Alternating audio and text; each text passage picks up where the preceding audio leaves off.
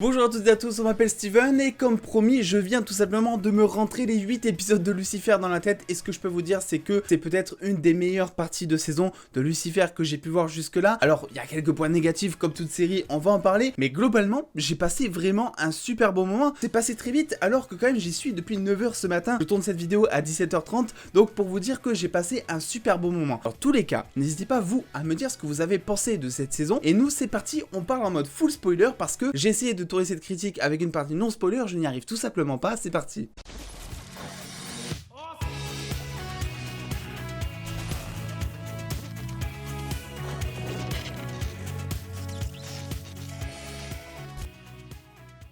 Donc du coup si vous êtes là c'est que vous avez déjà vu la partie 1 ou alors que vous en foutez tout simplement de la série, je vais pas vous faire de pitch, voilà, on commence avec un gros dilemme, qui de Lucifer, qui de Michael va devenir l'être tout puissant, c'est ce qui avait été annoncé un petit peu comme débat durant les prochains trailers, au moment où on apprenait que Dieu prenait sa retraite, et c'est vrai que à ce niveau-là, je m'attendais à ce qu'il y ait un twist, je m'attendais par exemple à ce que Dieu en fait il prenne pas du tout sa retraite et qu'en fait c'est un espèce de jeu, une espèce de compétition pour souder les liens familiaux justement, je m'attendais vraiment à ce que personne devienne Dieu à la fin du combat final et que Dieu arrive en disant ben vous voyez finalement vous en avez tiré une leçon, quelque chose comme ça. Pas du tout, en tout cas pas pour l'instant. On voit très bien que Michael donc s'est fait couper ses ailes, c'est très symbolique. On voit très bien que Lucifer est devenu Dieu, nous laissant sur une dernière réplique, je sais pas comment il a dit en français, j'ai regardé en VO, c'était Oh my me, donc c'était tout simplement génial. Et surtout ce qu'il faut dire pour cette partie c'est que c'est pour moi une des parties de toutes les saisons de Lucifer confondues qui a le plus d'émotions. J'ai vraiment pleuré durant l'avant-dernier épisode je crois, où on apprend, on voit que Dan est mort. Je l'avais absolument pas vu venir, je sais pas si vous l'avez vu venir, dites-le moi en commentaire. C'est vrai que pourtant on avait certains signes. Dan était vachement présent dans cette saison, il y avait pas mal de développement pour vraiment qu'on s'attache à lui durant les premiers épisodes de la partie, et au final quand c'est comme ça dans une série, tu sais qu'il va y avoir un peu une couille dans le pâté. Généralement quand ils veulent à fond t'attacher sur un personnage, c'est pour qu'il y ait un plus grand impact émotionnel à la fin envers le spectateur au moment où il va se passer un truc grave dans sa vie, et pourquoi pas au moment où il meurt. Et là clairement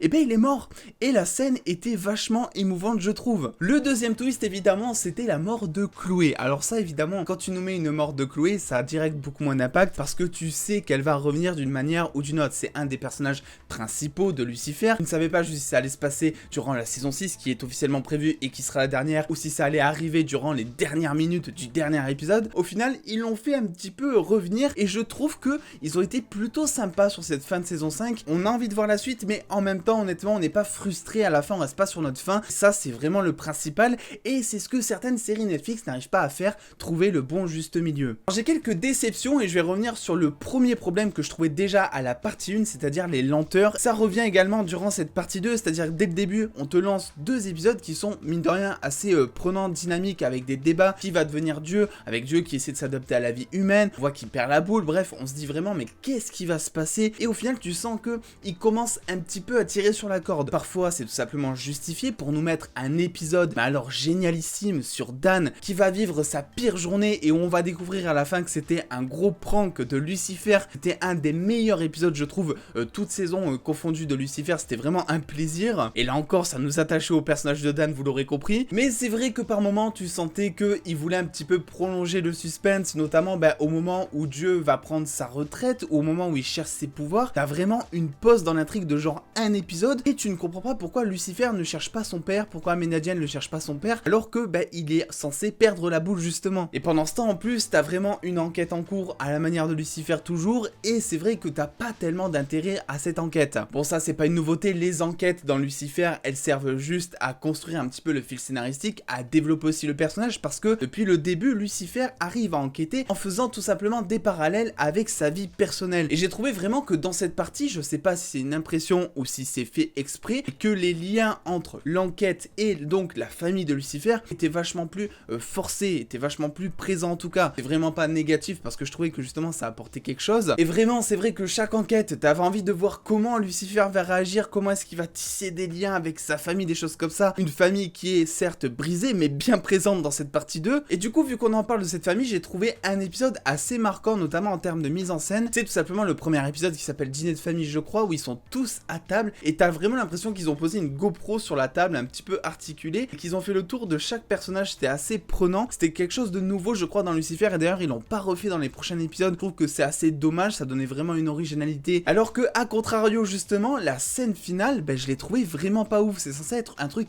hyper épique dans une immense arène avec des anges, avec une épée en feu, et je trouve que là-dessus c'est un petit peu raté parce qu'ils arrivent pas vraiment à nous sortir des scènes très mémorables. La mise en scène est pas ouf, il y a même une tête à un moment qui se fait couper, elle est au ralenti en plus donc t'as bien le temps de la voir et tu vois que la tête elle est entièrement en 3D. C'était pas vraiment le choix le plus judicieux de mettre cette scène au ralenti je pense. Également un petit souci avec le personnage de Chloé, c'est-à-dire que depuis le début elle nous est vraiment présentée comme femme forte qui se laisse vraiment pas faire du tout par Lucifer, et c'est vrai qu'au moment où il y sort tout simplement écoute je peux pas te dire je t'aime, je te dis bon ok Chloé elle va s'éloigner direct parce que Chloé elle a un caractère qui est mine de rien assez marqué depuis la saison 1, alors que là durant tous les épisodes ensuite tu sens vraiment que elle va accompagner Lucifer, limite c'est pas grave qu'elle lui ait pas dit je t'aime et elle va essayer de le convaincre, tu sais pas des fois s'ils sont ensemble, tu sais pas s'ils ne sont pas ensemble, et d'ailleurs le doute est aussi émis entre les personnages vu que eux-mêmes ne savent pas s'ils sont toujours ensemble ou pas, et c'est quelque chose à l'écran qui se fait ressentir, ça crée un petit malaise. Par moments c'est un malaise qui est justifié, qui est voulu, qui sert à l'intrigue, mais par moments j'ai trouvé que ça manquait un petit peu de profondeur, c'était un petit peu too much, parce que bon Chloé de base elle a un gros caractère et là d'un coup elle revient vers Lucifer alors qu'il lui a mis un gros vent dans sa tête. C'était vraiment une rupture je trouve de la part de Lucifer de lui dire je suis désolé Chloé je peux pas te dire ces 3 mots. Je pense que ça aurait justement mérité un débat où on voit Chloé qui essaie de passer à autre chose. Et là pour le coup les scénaristes nous prennent un petit peu pour des pissenlits j'ai envie de dire, parce que ça fait quand même depuis 5 saisons maintenant qu'ils sont en train de faire durer la relation Chloé et Lucifer. Ça prend vraiment son ampleur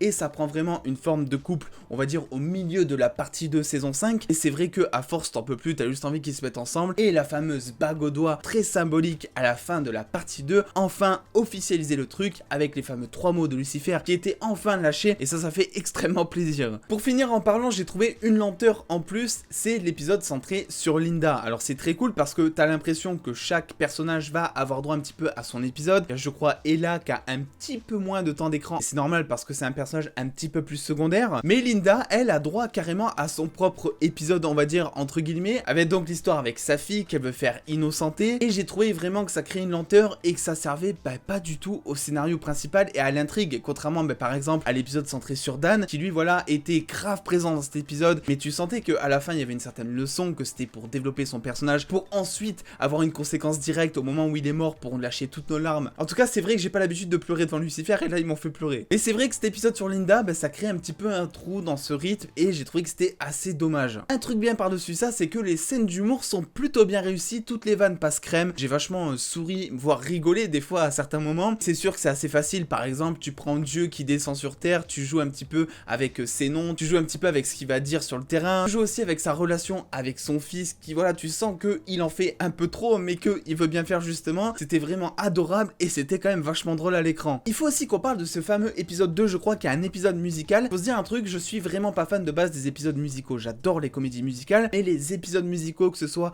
Riverdale, Lucifer, bref toutes les séries en font un petit peu en ce moment. C'est vrai que c'est quelque chose qui me tente assez moyen et je m'ennuie pas mal devant, mais je trouve que Lucifer arrive toujours à apporter sa patte. On a eu un épisode musical dans la première partie, c'était un épisode du coup en noir et blanc, il y avait quelque chose d'assez artistique, et là vraiment on est sur un épisode qui en termes de mise en scène envoie pas vraiment du lourd, mais ils choisissent tellement des bonnes chansons, ils arrivent tellement à faire danser chaque acteur, tu vois, qui s'éclate sur le terrain, que c'est vraiment un plaisir sur l'écran. Je suis assez content du coup, on avait vu juste, malgré certains commentaires de certains, effectivement Maze va devenir la reine des enfers, bien que ce n'était pas possible. Petit regret d'ailleurs par rapport à elle, c'est que Eve n'est pas si présente que ça, elle était déjà pas du tout présente dans la partie 1. J'aurais peut-être aimé voir un petit peu plus de relation entre Eve, Maze. Je trouve que le retour est assez précipité entre les deux justement, tu sens que les deux s'aiment, mais pour autant Maze est une personne hyper rancunière de base, et même si là effectivement comme c'est dit elle a un début d'âme, ou elle a tout simplement une âme, j'ai du mal à croire qu'elle tourne la page aussi vite, bien que ce soit son crush ultime. Bref, je vais pas épiloguer plus que ça, on aura l'occasion de toute façon de reparler de Lucifer dans d'autres vidéos théoriques qui arriveront je pense dans les prochains jours sur la chaîne, donc restez à l'affût. N'hésitez pas dans tous les cas à me dire ce que vous